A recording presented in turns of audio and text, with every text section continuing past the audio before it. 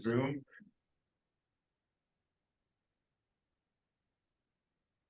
And before we get started, this meeting is going to have Spanish translation. So anyone that needs Spanish translation can go to the, am I going Eva? No, usually has a yeah, your interpretation at the bottom to join the Spanish language translation. And in a moment we can have Jesus translate what you just said. okay, and then the interpretation box comes on after he's done with his intro, right? Yeah, I'll turn it on after he's done. Got it. Okay, so we'll again, we'll have a Spanish translation real time with Jesus Nunez with Valley Water Collaborative, and we'll pause for a minute to have that translated. Hola, bienvenidos a la junta. Esta junta será traducida en español. Si desea oírla en español, por favor de hacerle clic en la caja de traducimiento abajo donde dice español. Thank you, Jesus. Can I turn that on now or after? Yeah, the go ahead. intros?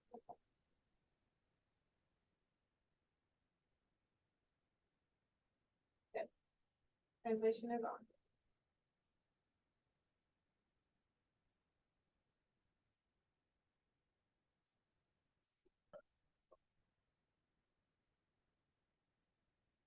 Okay. All right, we'll go around the room starting on my right.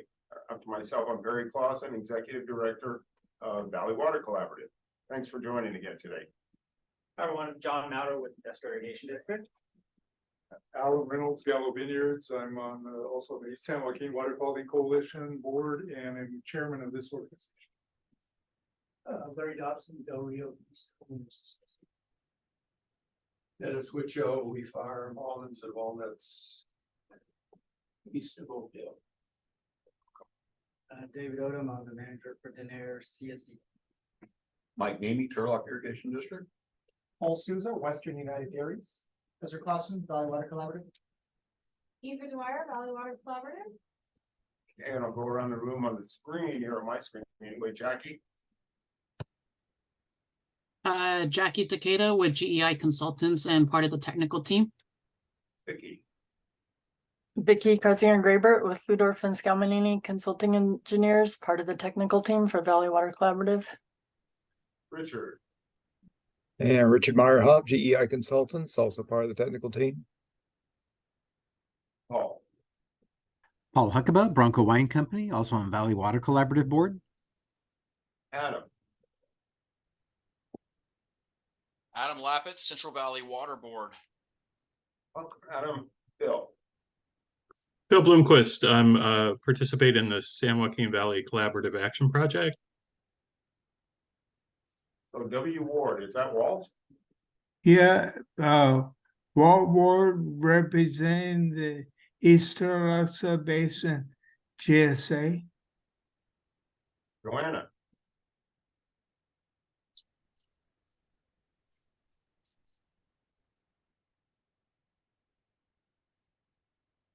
Joanna, you came unmuted, now you're back muted. Okay, we'll come back to her. Brandy. Sorry, I think, can you hear me now? Yes, go ahead. Joanna Shermeta with the East Stanislaus RCD. Brandy. Brandy Swisher. I work for the Kings River Conservation District, and today I'm representing the Kings Water Alliance. Debbie. Hi, everyone. I'm Debbie Mackey. I'm with the Central Valley Clean Water Association, and we're an association of Central Valley POTWs or wastewater treatment plants. Okay. And then let's see, Monica. Monica. Oh, sorry. Oh, go ahead, Maureen. No, I was just going to say you're listening to the Spanish translation, so I'm not sure if you heard that. I can go ahead and introduce myself. I work with Perry at Cures, and I also sometimes assist with Valley Water Collaborative when needed. Laura. Laura Placencia from Valley Improvement Projects based in Stanislaus County. Jenny. Hi, Jenny Fuller from the Central Valley Water Board. Thomas. Hello, Tom Helm, also from Valley Improvement Projects. David.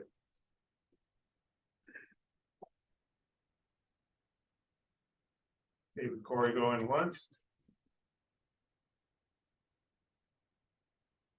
Twice. How about Angela? Hello, this is Angela Levon with the Central Valley Water Board.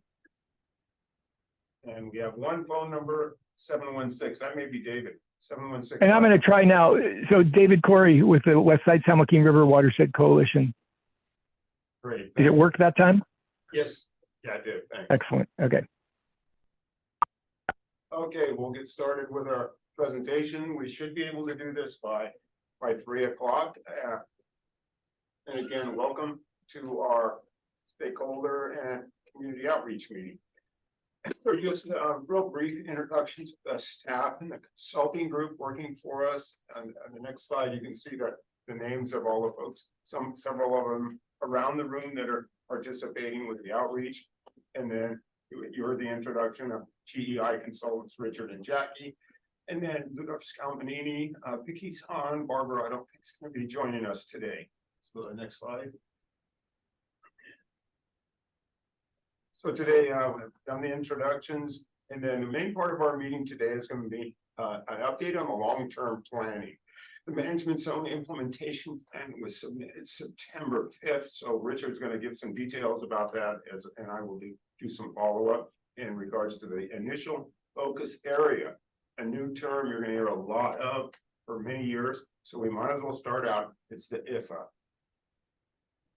IFA. Sorry, bad joke, but I don't know, we'll call it the IFA.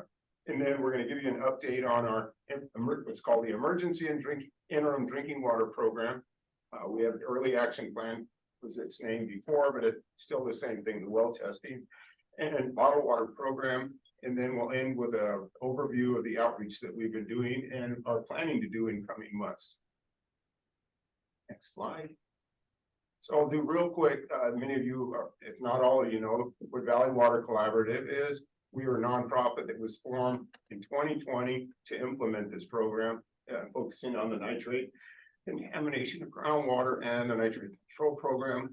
We're based in Modesto, and we cover the Modesto and Turlock basins currently.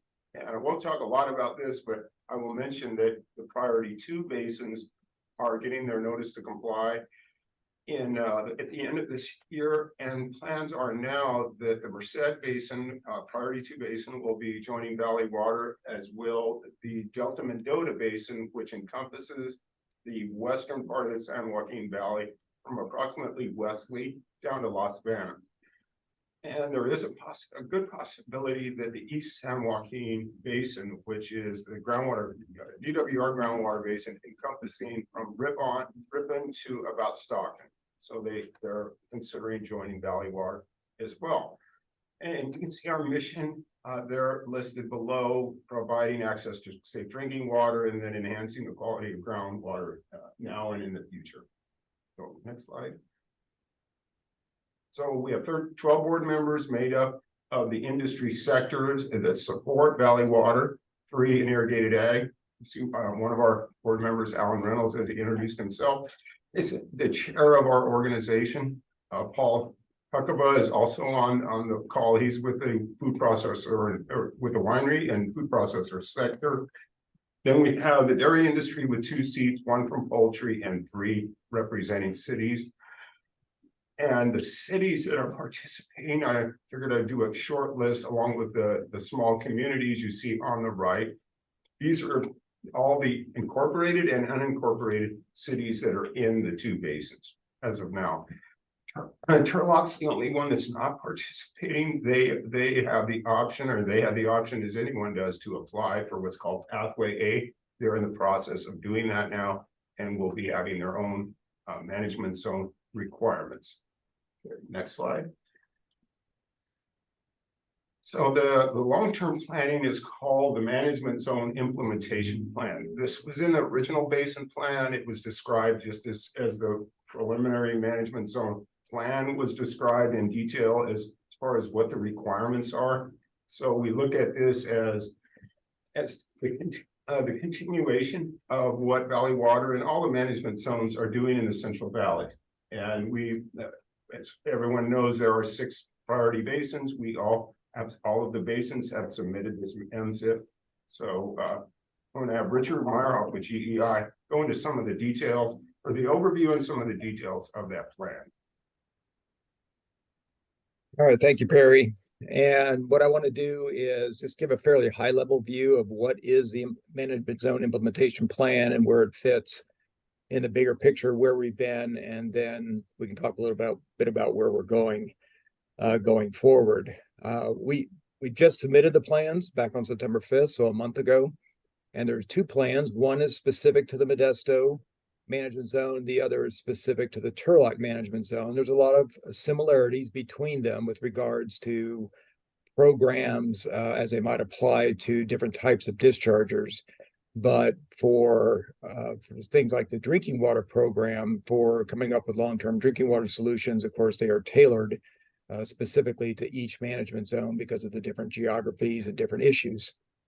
This little roadmap here is indicate we've been working to get to where we are for now better than 3 years, starting with the notice to comply in the priority 1 management zones back in May of 2020. And then there's been a process per the regulation to establish first a management zone proposals, followed by a final management zone proposal. And then once the final management zone proposal was accepted, then the requirement to develop implementation plans for each of the management zones. Early on, when the preliminary management zone proposal was submitted, as part of that, there was an early action plan. Perry now noted a minute ago, it's now the Emergency and Interim Drinking Water Program. And the only reason for the name change is to be consistent with what's in the regulation for what is required in a management zone implementation plan. But it's the same program, just now incorporated into the bigger picture of what's going to be happening moving forward. And we'll talk more about that as we go. The purpose of the management zone implementation plan is really to focus now on compliance with the nitrate control program goals over a many-year period. There are 3 key goals, just to keep everybody reminded. First and foremost is to ensure safe drinking water supply across the management zone. When we look at groundwater, the focus, of course, is nitrate and making sure that everybody has a safe source of drinking water. The second goal is to reduce nitrate loading so that ongoing or existing discharges, those are permitted discharges, do not cause or contribute to exceedances of water quality objectives. This will be a long-term goal to be met and be very specific to different types of discharges. And then finally, there is a goal where reasonable, feasible, and practicable to restore nitrate water quality in groundwater, or maybe said another way, improve water quality where necessary. Next slide. So Richard, let me insert Yes. real quick. I'm sorry, I should have done this for housekeeping. If you have a question, just raise your hand with the Zoom or just shout out question. I mean, sometimes it's kind of cumbersome hitting that button, but yeah, we certainly want to respond to any questions anyone has during this whole presentation, this whole meeting. Thanks, Richard. All right, thank you. All right, now next slide. Okay, so I'm just doing a few slides of just highlights of what's in the plans. The plans are actually posted on the CV Salt's website, and I believe at the end of the presentation there is a link will be provided. I see Maureen, I believe, nodding. And so if you want to look at the plans now, you can. They are, of course, been submitted to the Central Valley Water Board and they're under review. So they're not formally accepted or approved at this time, but they are available if there's interest. So we could spend a lot of time going into the details, but I think it'd be easier to give you highlights. And then we, of course, encourage you to take a look at the plans to start looking at details if you're actually interested in one particular area or another. So let's first talk about the management zone implementation plan, to be called MZIP goal number 1, which is a safe drinking water program. As I indicated a moment ago, we've been talking early action plan now for 2+ years, and that continues to be implemented. Again, to be consistent with terminology in the regulation, it's the same program, but it's now the Emergency Interim Drinking Water Program. It did not change when we incorporated it into the MZIP. It was incorporated as currently functioning. And remember, this includes regular outreach to the local community and residents about opportunity to have their wells tested, for nitrate, and if available, other specific contaminants. And then also, if their wells are found to be not safe for drinking, an opportunity is provided to provide bottled water delivery. The process, the details behind all that are part of that plan, and now is just part of our overall MZIP. That is continuing right now, even though, yes, we've submitted a new plan to the board for review. This program continues without any stop whatsoever. What we've added now is the other component, and that is it's not just about emergency interim drinking water program, it's about long-term solutions. And that's always been a key component of the regulation. The MZIP establishes that program and how we intend to roll that out over the coming years in each management zone.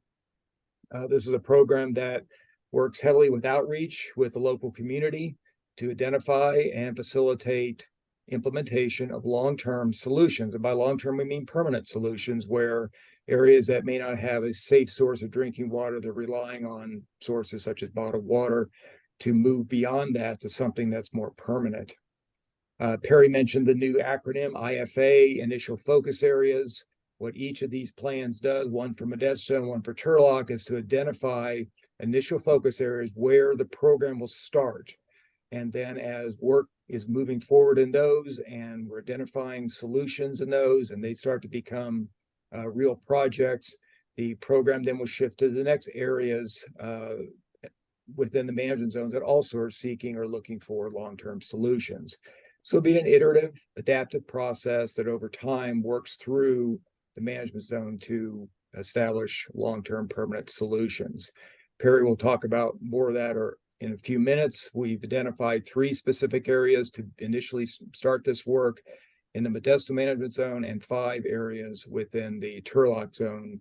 And those will be shown on the map here in a few minutes. Within the MZIP, there's a work plan for each management zone that lays out stepwise what will be occurring.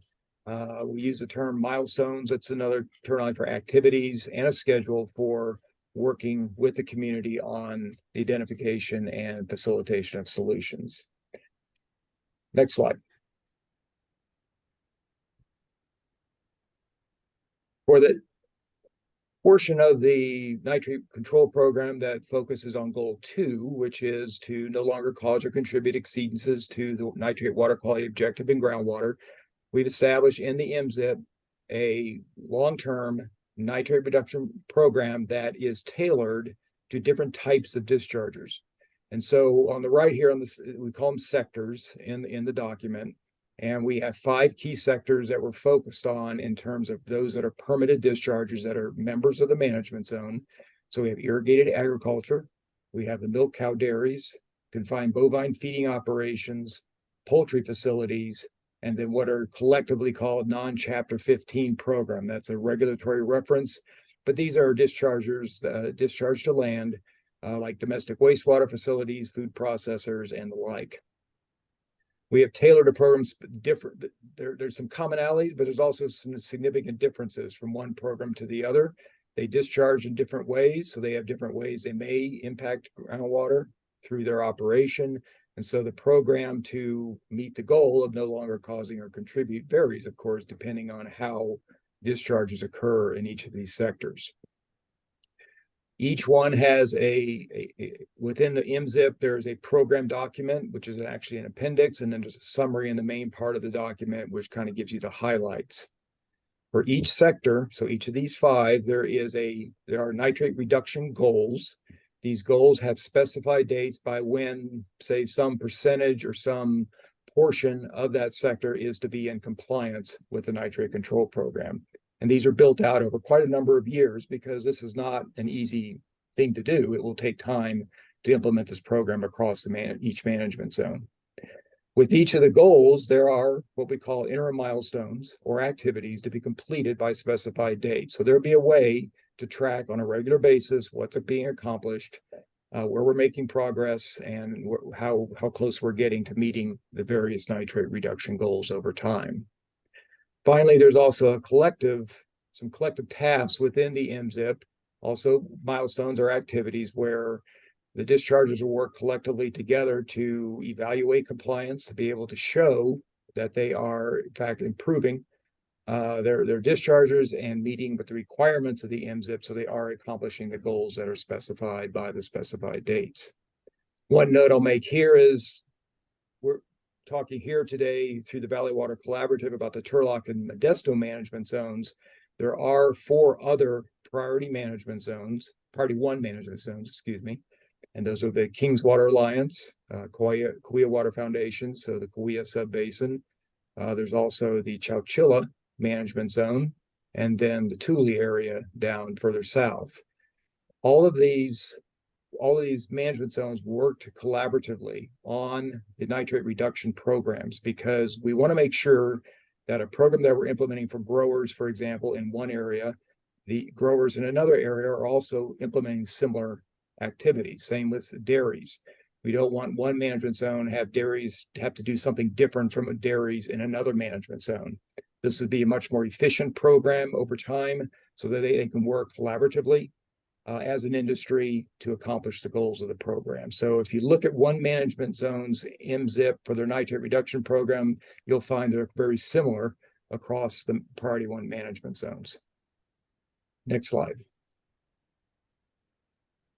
Now, as in any implementation plan, any regulation, there's other things that need to be addressed. And so this is just a quick summary of some of the key ones. As in any regulatory program, there is always a surveillance and monitoring program, which is specifically designed to track improvement. So how are we doing in water quality? The goal here is to improve groundwater quality. So over time, there will be an implementation of analyses and such to look at available water quality data to see how are we doing. And so that is spelled out how that will function within each management zone. There's a reporting program. The regulations require specific 5 and 10-year reporting requirements to demonstrate to the regional board that you are on track with your milestones and the goals that you have specified. But we've also added an annual progress report so that there is maybe a more periodic, regular reporting out of how are we doing with regards to meeting our interim milestones. So what activities are occurring year to year, and provides much more information to the community. As with any program, there's a fair number of administrative and coordination type activities, not just within the management zone itself, but also among management zones. So again, coordination's occurring, so the commonality is occurring. So what we learn over one place can be transferred across to other management zones. And lastly, as we did mention, there is a restoration goal. That's the 3rd goal of the nitrate control program, which is to, where reasonable, feasible, and practicable, to improve, restore nitrate water quality in the groundwater. And the program, how that will be tracked and monitored over time, is incorporated into the MZIP, and very much seeks to coordinate with the Sigma program and the work that's ongoing through that program. So again, there's some commonality, there's synergy that's occurring within these areas. And next slide. All right, so here is kind of our next steps. Where are we now and where are we going over the next few months?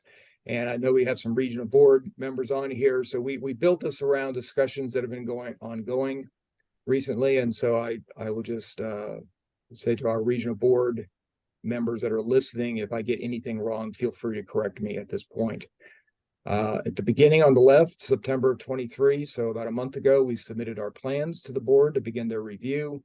And then this carries out till April of 2024.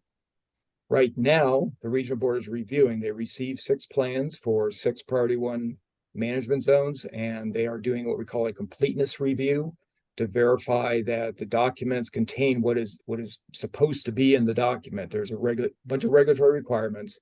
They do a completeness review to verify that those components are present.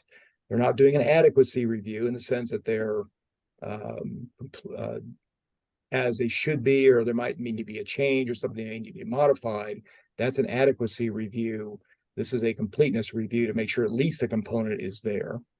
If there are deficiencies, something's missing that was required by the regulation, we will be hearing from them, we understand, fairly soon. The board is planning to hold a regional board's public workshop in November So provide an opportunity for beginning the public review process. And this will include, as you can see the dash line, a formal public review period.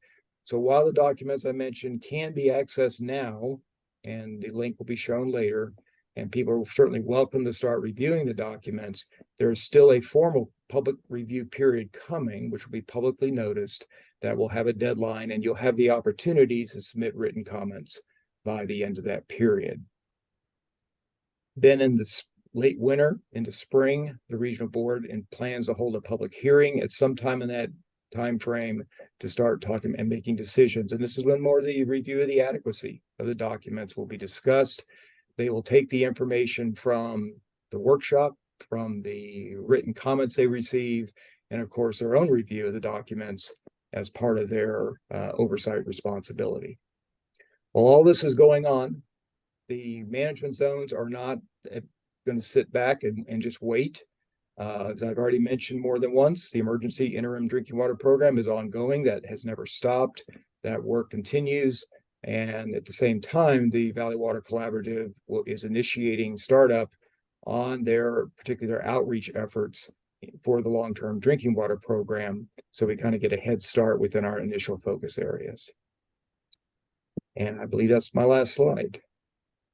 So Richard, back on that slide, this public workshop is November 8th in Rancho Cordova, correct? It is, but I believe it's also virtual. So I don't think it requires attendance at the meeting. Yes, that's correct. It'll be a virtual workshop. Angela, do you know what the times are yet by any chance? Yeah, it's November 8th from 1 to 3 p.m. and we're working on getting a notice out within the week or so. Very good. Thank you. Any other questions about anything? I, of course, is getting very high level. All right, thank you. Yeah, Richard. Yes. This is Walt Ward. You mentioned a Sigma nexus, and with the various GSPs that are being implemented, how do you see that coordination evolving? I'm going to do one thing here. There's a section that's specific to this, and I believe Vicky, are you on this call? I think I saw you on. Yes, I am. Do you mind answering that? Because the reason I turned to Vicky is she was the primary author of that section. I think can probably best answer your question. And sure, good question, Walt. So for purposes of preliminarily describing the coordinated efforts between the management zones and the local groundwater sustainability agencies, addressing Sigma interests, we described the planned managed aquifer recharge programs in the various management zone areas, and then also tried to capture what had occurred more recently for the winter of 2023 and in coordination with the governor's executive orders, the aquifer recharge that has also occurred. As we go forward, we would be looking to check which projects are actually underway and what is being monitored or otherwise tracked related to those projects, especially looking at the presence of any wells in the area and tracking water quality conditions. But that's where it started. There are a number of other coordinated efforts that are being discussed by the management zones because of the synergies between the MZIP program and the GSPs, the groundwater sustainability plans. Thank you. Yeah, and I would add to that, Walt, that when this plan was written last summer, the GSAs were really in the thick of things with their plans. So we had some early conversations. In fact, I'm going to the Turlock GSA meeting next week to speak. But we're all kind of feeling our way into our implementation of our plans, and the really closer MOUs and other things are to come. I think you can see you'll see formal arrangements, agreements at some point, but right now we're all working to get our plans in, but fully intend to collaborate where we can. Especially as it relates to agriculture, because, and probably all the industries that will be paying into each of these programs, we're gonna make sure there's no duplication of effort. Yeah. Thank you.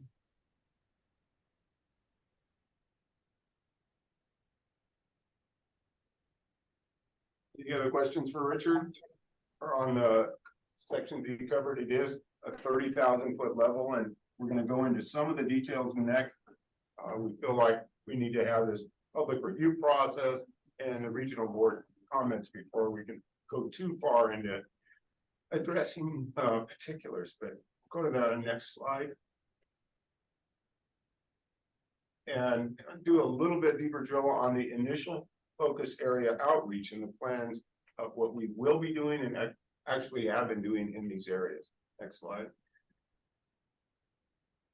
So that the two management zones, groundwater basins, Modesto and Turlock, you think about from the standpoint of a footprint, their agriculture alone is 250,000 acres. There's dozens of cities and unincorporated areas. So we decided in the planners and a lot of conversations decided we've got to focus on certain areas first. It's just impossible to try to do everything at once. So we came up with an approach that you see listed on the left-hand side. So we have numerous disadvantaged communities and areas in our basin. So we identified where those are, and then the density of domestic wells, and then also compared that then to where we know the nitrates are high. So what we did in each basin, we came up with a number of priority areas. Well, that's not, we're calling it initial focus area because the whole basins are our priorities actually. So in Modesto, you can see outlined with the dotted lines, the three main areas. And they are two of them west of Modesto, one of them east of Modesto. And then on the right, you see Turlock, and they're focused both north of Turlock, north of Turlock and south of Turlock, and somewhat to the west side of 99. So those, the names of those areas you see kind of keep in the back of your mind as we then on the next slide will start going through what are we going to do in these areas. Next slide.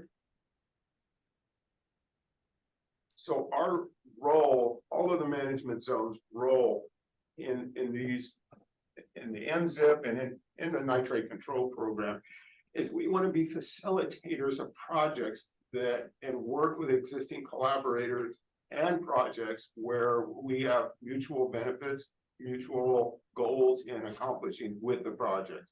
So what we've done and are continuing to do is identify who's the collaborators, who's the community organizations in these initial focus areas. We are doing that actually throughout our management zone areas. So we already have a quite long list of collaborators and organizations. And we want to engage the residents in these areas on what are these potential solutions that are out there that we might be able to take advantage of. And then once we come up with some of these more specific ideas, get their input on them on what would be the best solutions that they'd be willing to support.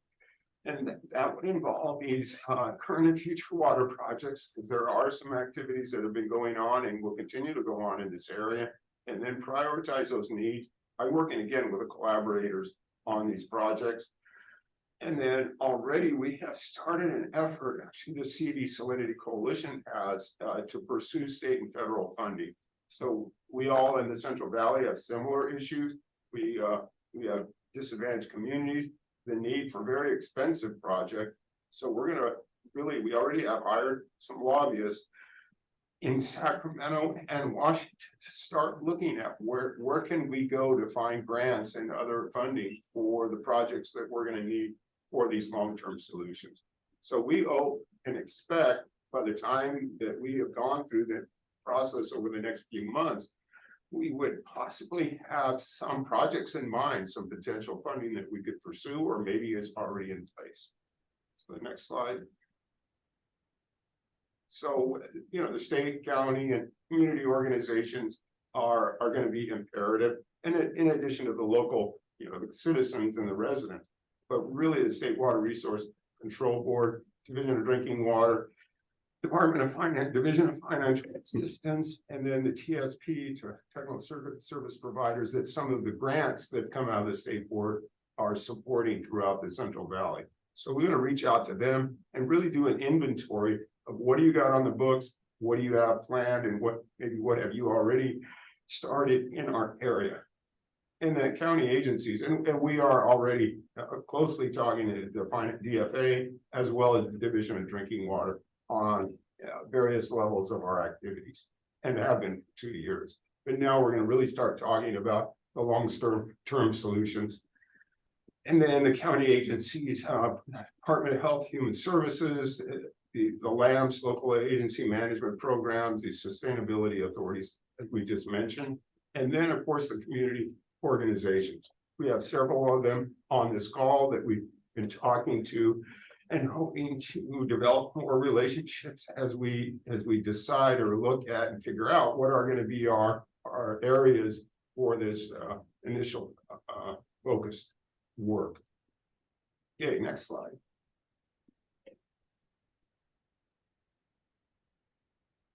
This is a schematic out of the MZIP plan that describes kind of an outreach approach. And I'm going to break this down in the following slides, but it's pretty comprehensive flow chart on how we expect to proceed in the work that we've already started and are going to continue in coming months and years. So for next slide.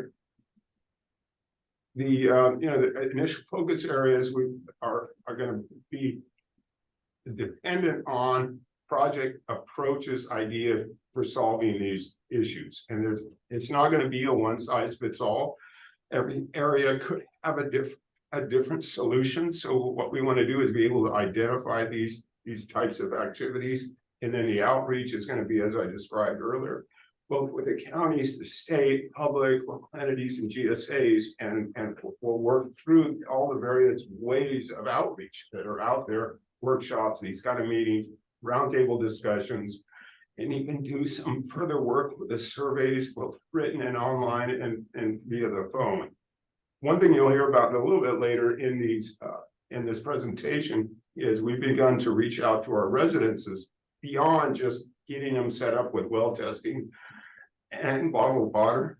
And we're going to be relying on them and speaking to them to give us feedback, because some of them will be involved in these initial focus areas where the projects are going to be implemented. So they know us, they know what we're working on, many of them. So we're going to try to continue to stay communicative with that audience. Okay, next slide. And so I'm going to focus here on the left side of that graphic that was earlier. There's a left-hand side, which has the initial focus area, which is this. This is the work we'll do there. And then the other side is the other parts of the management zone. So we want to segregate them in one way to describe what's being done in both, but we're not going to be ignoring the non-initial focus areas. Because if there's projects that we discover that are in the works or could be assisted by this program, we're definitely going to pursue those areas as well. But at the far left side, you can see we are going to be pursuing potential funding and apply to suitable programs, either as an organization or partnering with others. And then hopefully then if we have some project ideas, potential solutions, we'll look at performing either a feasibility analysis or piggybacking on possibly other of those that have been done in the area, which I understand there has been done, and then come up with these potential solutions and then go back to the local communities and individuals and select and implement those activities. All right, so next slide. So again, in the MZIP is another graphic that gives you an idea of what are these options that are going to be available, potentially available for domestic well users. And as you can see on the outside of the ring, there's the interim solutions, which the interim solution, long-term non-traditional solutions, and then long-term non-treatment. So I'm going to break those down in the following slides. But you can see we're trying to take, if you will, a holistic approach to look at what might be the appropriate solution for that particular problem area. The next slide. So the interim solutions could be drinking water refill station, continuing to all and deliver bottled water, or having the point of use, point of entry treatment. We think that there is going to be circumstances where a resident is so far away from any sort of development of water system, they simply will have no practical solution with some of these that you see listed here. Of course, again, the communication with the existing recipients is going to be important on this. And anyway, these are what we would call the interim. Then in the next slide, talk about long-term non-treatment. So what could that be? So that could be either starting in the middle, physical consolidation. The State Water Board, BFA, is funding consolidation projects all over the state in small communities, trying to provide resources to connect wells or residences that are close to an existing public water system that has safe water. The other is if there is a small system that could be optimized in the way it's set up or operated, or could use some improvements, that might be another approach for certain wells. And then looking for alternative water sources, which is going to be, of course, very site specific. So those are the next slide. Those are the main approaches that are going to be used. Just to kind of reiterate here, the public comment period is going to be starting shortly after we get our check off as far as our completeness of our plan. We have this outreach meeting today, of course. Then we plan to have them periodically throughout the winter, depending on when we have something new to tell you or an update. And then those will continue into the middle and long term. And with anybody that's on this call or is aware of entities that might be interested, we open up the invitation to us, or please invite us to any presentation you would like to give at any, either through the elevator speech to very long in-depth presentation. More than happy to give those in coming months on this next step of our program. So I think that's my last slide. Next slide. Yes, so I mentioned earlier that there are things that we have been doing already as part of our initial part of the program. And that is working with the main areas that are identified, and the collaborators you can listed on the left that we've had various levels of conversation with. And it's been encouraging. We've got many of them are distributing our flyers and information, both digitally and hard copies, offering our help with the contacts that they have in the rural residences. Many of the ones you see listed above work with the urban sectors, and some of them have rural residents, or many of them have rural residences. So that is where they've been helping us out with. And they're referring applicants to us, putting our info on social media, and then many of them have offered us their facilities, their meeting rooms, to have localized meetings in the future, and then especially helping with us with the school audience and helping its local events. And on the right, you can see some of Hillmore is one of our focus areas as a serious Houston of what we've done in those areas in the last 6 months to a year. So we're building awareness as a new organization. That's been a challenge, but we're building an awareness of our organization throughout the two Modesto and Turlock basins. Okay, next slide.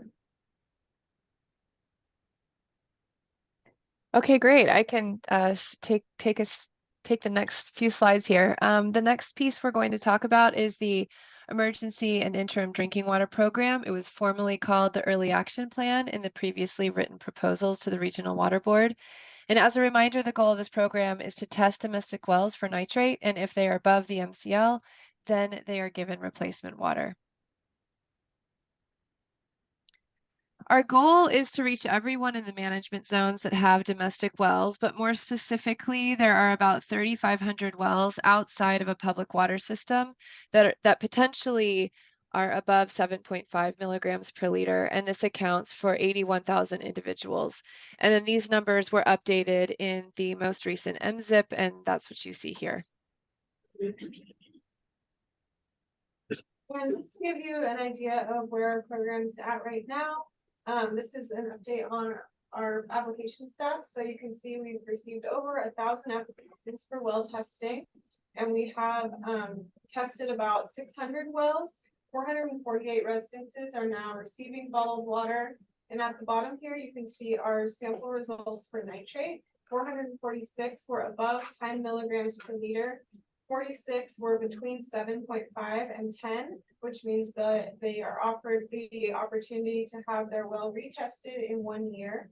And then 120 were below 7.5 milligrams per liter, and I believe they'll be retested in 5 years. And you'll see that the number of residences receiving bottled water differs from the number that exceeds the MCL for nitrate. And that's for a couple reasons. We've also now been testing for other contaminants, so they may be below the MCL for nitrate, but above for other contaminants and be located in a disadvantaged community. And there's also instances where one well has multiple residences associated with it, so they would all begin receiving bottled water if it was above the MCL for nitrate. Go to the next slide. So something to point out though too that's interesting. So we're almost finished with our 3rd year of well sampling. So we have some, Eva, correct me, I think that have had 2 samples, for sure 1. Even, yeah. And we were asked, especially after last winter, where's the nitrate levels going? And we didn't do a real close analysis, but some went up and some went down. Yeah, it was a small sample size, but it wasn't consistent. There wasn't really a pattern. Yeah, so the rain didn't and recharge didn't significantly impact either way. Thank you. And then we also just wanted to provide a visual for you. This is from our database. We have an online database where we store all our data, and as you can see, it also has an integrated map which we can put different layers on. So in this example, you can see the heat map, which is for the ambient nitrate levels or what they think they are. And then the kind of black cross lines are public water systems. So on the left, you can see pinpoints for all our applicants. And this includes people who didn't qualify for the program, for example, the ones that are outside of our management zones. And then on the right are the bottled water recipients, which you can see fall pretty closely with the red zones on that heat map for nitrate. Next slide. Great. So in 2022, we were awarded a Safe and Affordable Funding for Equity and Resilience, or SAFER grant from the State Water Board. And this grant, we test for contaminants other than nitrate and provide them with replacement water if they are in a DAC or low income. It's a 3-year grant that ends December 2025. And SAFER covers the cost for a percentage of different tasks. So for example, this includes 100% of additional contaminant testing, a percentage of the replacement water based on contaminants found and the DAC status. For example, if they have nitrate exceedance and an arsenic exceedance, SAFER will split the replacement water 50-50 if they are in a DAC or low income. And they also share in the outreach, admin, and applicant data management costs. Testing began in March of 2022, and in addition to nitrate, we are testing for uranium 123 TCP, arsenic, DBCP, EDB, and total chromium. And we found that 49% are above the MCL for uranium, 18% for 123 TCP, etc. We've installed 1 POE system so far and plan to continue installing POU and POE systems in 2024. All right, my name is Ezra Clausen. I'll be giving the outreach overview for this presentation. Next slide. So here you can see all of the responses, or the totals of the responses we've received from our application survey. And when a resident applies to a program on the application, like I said, there's a small survey to ask, how did you hear about us? And the survey was added 2 years ago, and almost 37% of people who have responded have said that they heard it from their friend, neighbor, or someone they know. Yeah, the second most common response we got is from our postcard mailings, which we do somewhat regularly. And how many people do we usually send a postcard to? 5,500. 5,500. Okay. Yeah. Wow. So yeah. And this information has helped us to focus our outreach efforts and figure out the best ways to communicate and to reach the people that we want to. Next slide. Oh yes, just recently we have implemented the referral program for our current water recipients, and it's a pretty simple process. All they have to do is refer us to someone they know, family, friends, neighbors, who have, what have you.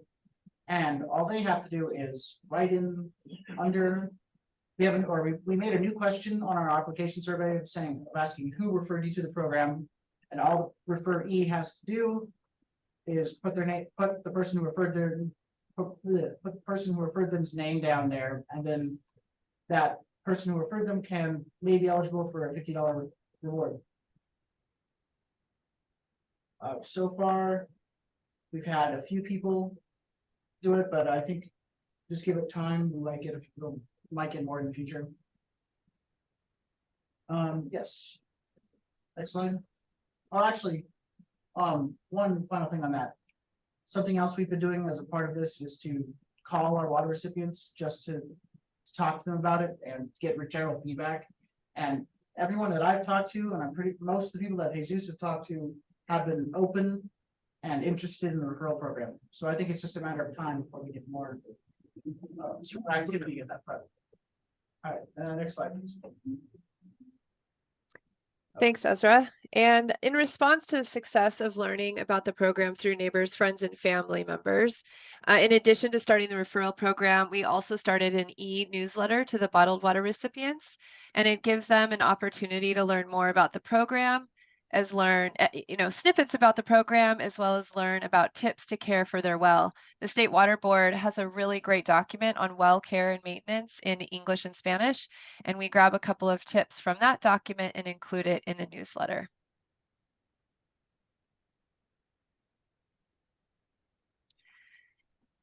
So an update on our presentations and meetings. In total, we presented at 36 meetings and had the opportunity to share information about the Valley Water Collaborative to 967 individuals. And you can see that this is a list of different organizations and meetings that we've attended and presented. This year, we continued to canvass and we prioritized DAC neighborhoods in the management zone. We were able to visit over 1,000 homes with 337 conversations. Some individuals were excited about the program and some expressed no interest. Out of these efforts, we received 16 applications. We also continued our email blast to a group of about 500 individuals. Topics included referral program announcements, the one that Ezra mentioned, the resource fair invitations. You'll hear more about the resource fair later. Emails to water recipients to spread the word. And we also sent emails to parents and students through the school district listserv called Peach Jar. And by doing this, we were able to reach about 14,000 individuals each time. Postcards are the second most successful way we've reached applications, or we've received applications. And so we continue to send postcards. And this year we updated and refined our list from 3,500 to 5,500 residences. In the past year, we also tried a postcard with a tear-off portion in which they could request more information, or a call, an email, or request an application. This was a recommendation from the coalition. We tried it and received 5 returns for more information. And you know, it was more successful in other management zones, not so much in ours, but you know, not a reason to not try it. Just didn't work so well in our management zone, but it was great to try it. The new postcard idea that we have is to send 3 different designs and track responses to determine which design works better. And you can see here that there are 3 options on the right side. These will be in English and Spanish, so this is a draft form. But we'll see what happens after we send these postcards. All right. I think back to Ezra. Yeah. So something else we've been doing a lot the last 2 years has been tabling events. And we've been all over both management zones for this.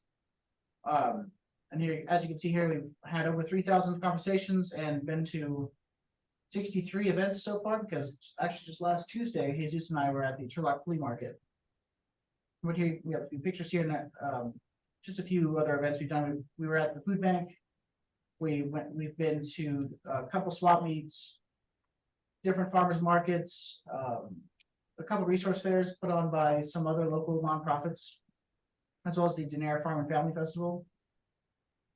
And it's been going, it goes pretty well, and the quality of responses has been better because we talk to people directly, we get their feedback, we connect with them on a more personal level, I feel. Actually, just on Tuesday, Jesus helped a Spanish-speaking member of the community apply directly at our booth. And that event, we didn't have very many responses. You know, we only gave out a handful of flyers, but that one application, I think, made up for it. Next slide. Here's a couple pictures at some of the more somewhat recent events I was at. There's the Oakdale Morning Market, and then the Denair Farm and Family Festival. You might mention the displays there. Oh yes, and then also, as you can see there on the Denair photo, on the bottom left there, that's one of the displays made for us by a local high school as part of our high school display contest. They won 2nd place, and we have been using that for pretty much every event for the last almost 2 years now. And yeah, next slide. And flyers and street sign distribution. I see here we've distributed a total of at least 2,400 flyers, and then at over 270 locations. And Jesus has put out at least 80 street signs on different plots of land.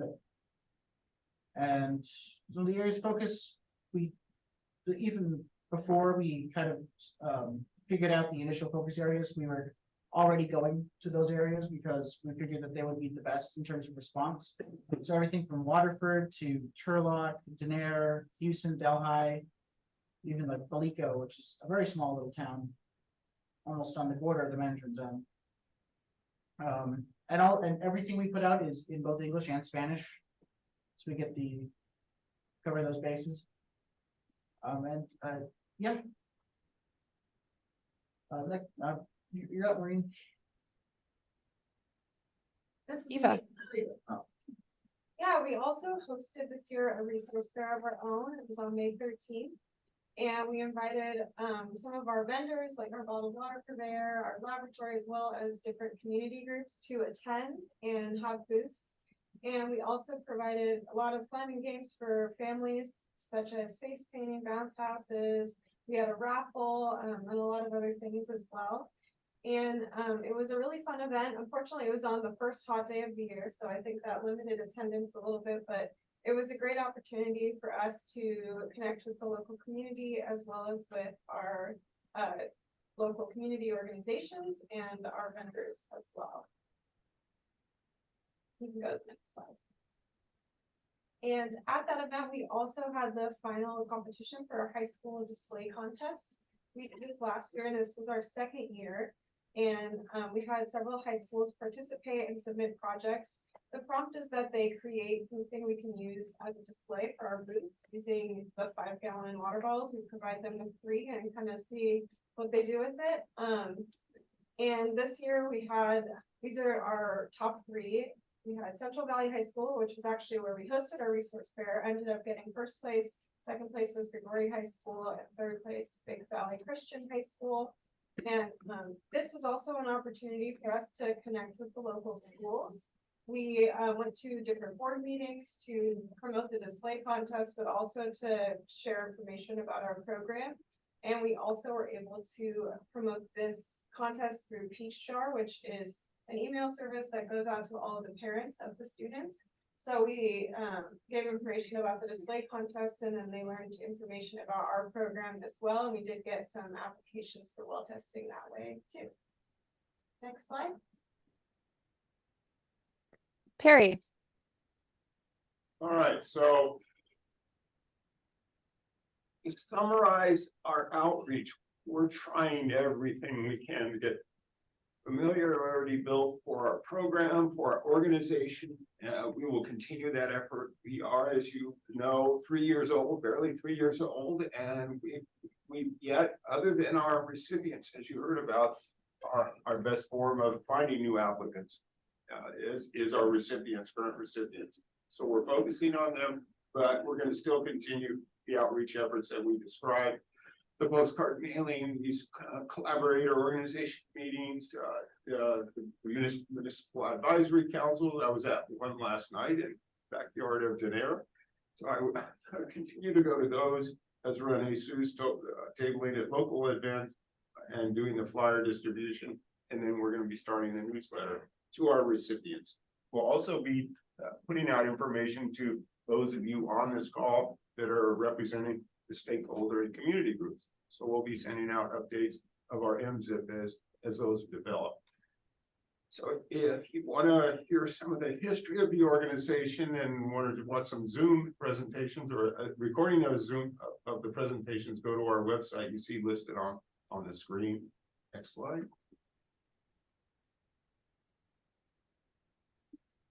So we're always looking for suggestions, ideas, referrals to our program. So there I'm sure things that we haven't thought of yet, and we welcome anytime any suggestion does this program matures. Certainly make comments about the management zone implementation plan. Even before the public comment period, I'm sure whatever you can get into us will be reviewed and considered, and also those can be made to us or the regional board. So you can see the contact information on this slide. So I'll open it up to any other suggestions, ideas, and referral or other questions.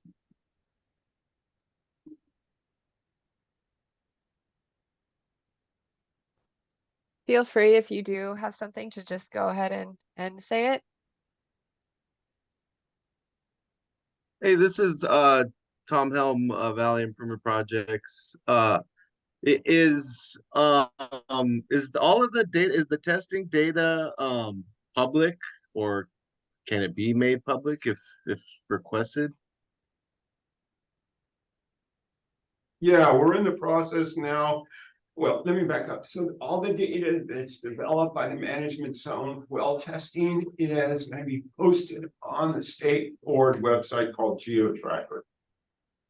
Going from the beginning of the program till now, we've been working with GeoTracker, a state operated website, to figure out how to get that data onto the GeoTracker. It's a very I don't know how to describe it best. Maybe Richard or others can describe GeoTracker. It's a statewide website that has program data from every program imaginable. So to get our data in is not as simple as emailing the manager of that site. There's a lot of steps that have to be taken. I believe our data is going to be loaded up, Maureen, next month for all to date.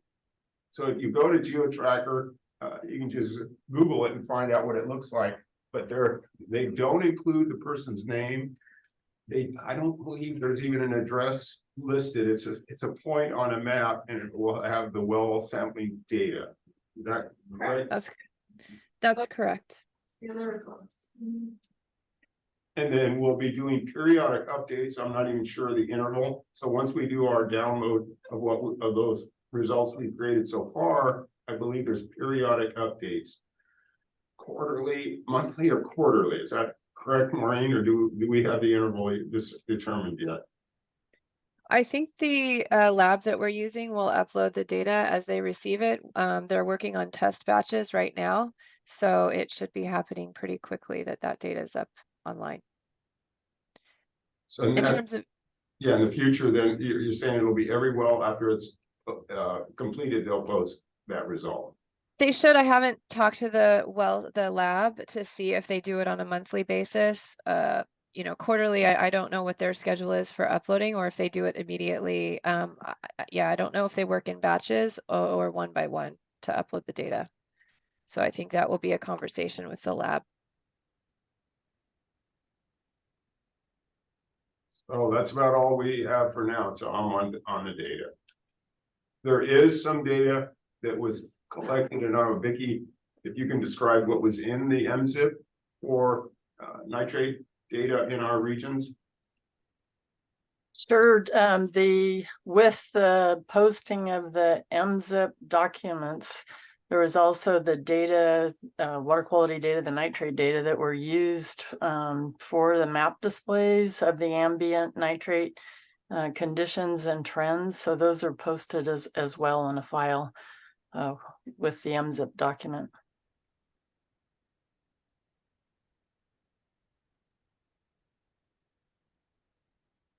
Any other questions, comments, or otherwise?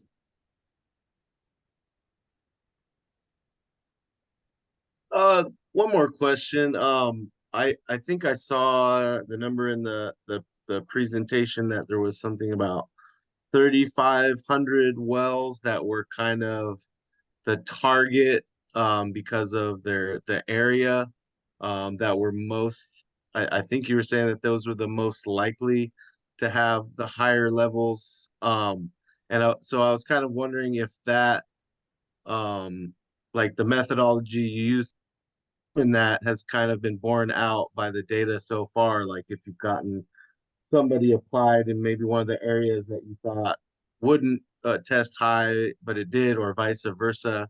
I'm just curious if that's kind of been shown through the sampling so far. Yeah, and Maureen, while I answer some of that, can you go to that slide? I think that'll help describe. I can, and actually, Vicki, you're the best person to answer that question.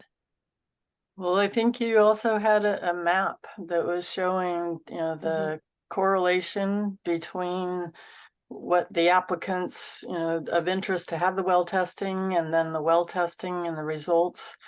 And, you know, the relatively high percentage of tested wells that also had, you know, above a 7.5 milligram per liter nitrate as nitrogen concentration. So these numbers on this slide showing now, these were estimated based on the ambient concentration that was developed from existing nitrate data. And then looking at extrapolations, you know, statistically based extrapolations to determine where areas might have what nitrate concentrations. And then the number of wells being from the Department of Water Resources, you know, well database, and a lot of those wells aren't precisely located. So it's an estimate of the number of wells within these areas. So between the two, there's a pretty good correlation. Maureen, can you go to the map that has the dots from the MMS? So if you look on the slide on the right, you can see the green areas are where the work that Vicki's group did showed that the ambient based on existing wells was in good shape. So you don't see any dots in that area. We had some applicants from the area. But as the other slide with the results showed, there were a number of wells that were below the standard. But as far as did our guidance we had initially show that we were going in the right areas. I would say, looking at this map, it pretty much did confirm that where we anticipated high nitrate is where the nitrate was. Anticipated, that's being not quite as generous, but we pretty much knew that those areas would have high nitrate. So you can see the distribution there around the area. And you'll see one in the center by Modesto. There are some county islands in there that are still on wells. So it was not a public, they weren't part of the Modesto water system when they received bottled water.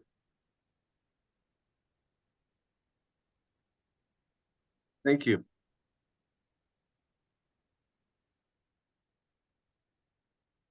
One other point, Maureen, if you could go to results slides that show the nitrate concentrations over the.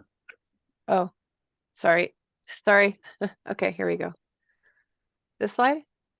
Yeah, so the one thing that this, what I hope you understand is when you see the bar graph on the lower right-hand side, this is representation of the wells that we sample. That's obvious, but this is not a representation of the two basins.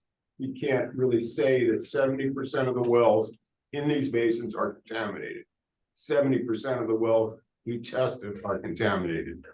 That is a different distinction with a difference. And we had someone ask us, so that means that the 70% of the county is high nitrate. That is not the case. And from that map slide, you could see that most of our applicants were from kind of that red zone as well. Yeah. So this doesn't really represent the county from a broad standpoint, all 100% of the acreage. Just want to make that clear. Can we determine where the nitrates are coming from? 150 years of development, really irrigated ag, dairies, wastewater treatment plants, really sewer systems before the 50s were very rudimentary.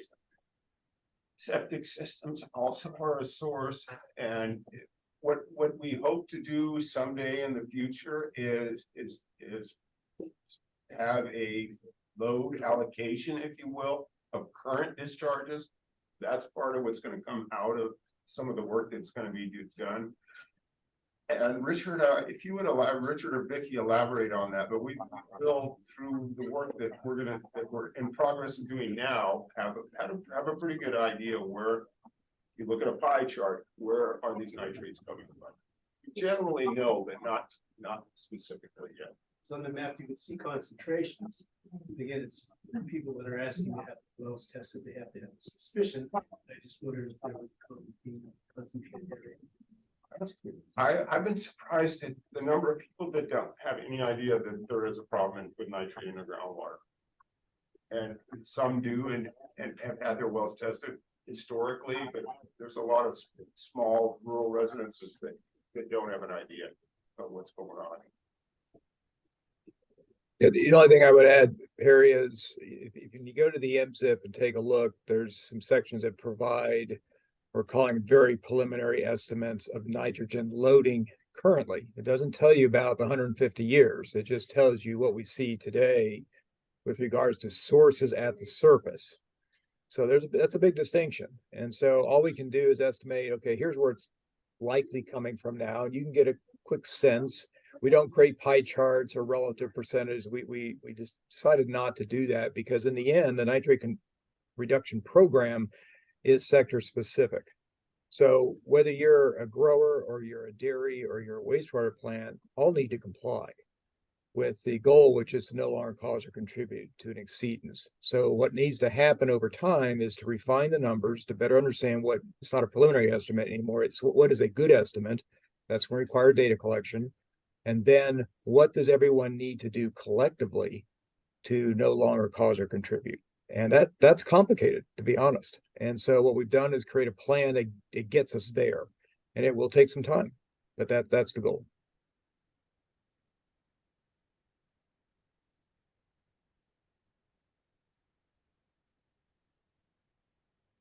Dave's got to have a question.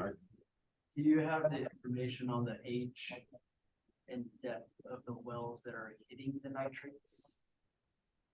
No, we're not currently collecting that I information. mean, if you were sampling for lead paint in homes today compared to 78, you'd have 100% positive in 78 and 0 today. Right. So I'm just curious at what point or what age these wells are that have all the nitrates compared to today's designed wells that are obviously clearly avoiding the nitrates. Right. It would be interesting to understand that. Also, kind of one that we know is a contributor to some of these exceedances. We haven't proved it. The septic location, where's the septic system based on that well casing, which overlays your comment. If it's an 80-year-old well with a septic nearby, the chances of contamination are way higher than the well put in last year and a septic put in last year. Correct. The standards change. Yeah, so between those two extremes, there's probably. So I was just curious, you know, a lot of the hits are 50-year-old wells with standards before the 100-foot separation or 100-foot separation from leach fields and depth and screened off intervals. I'm just curious, you know, if we have any information on, is it kind of the design flaw of where all these nitrate issues are rather than the cause of the nitrates themselves? Right. That whole septic system, our private well and septic system is, as you probably know better, no one there's no oversight except of new wells, new septic, but all the old systems, there's no really reporting done. There's no anything at that level you're talking about, but you know, that's the long answer to no, we don't collect that information. Be curious to know though.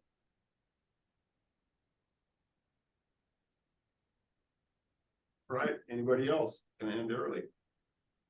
Somebody's got more questions. All right, well, thank you for calling in and joining us today. Appreciate it. And keep an eye on your email for our next event. Thanks a lot.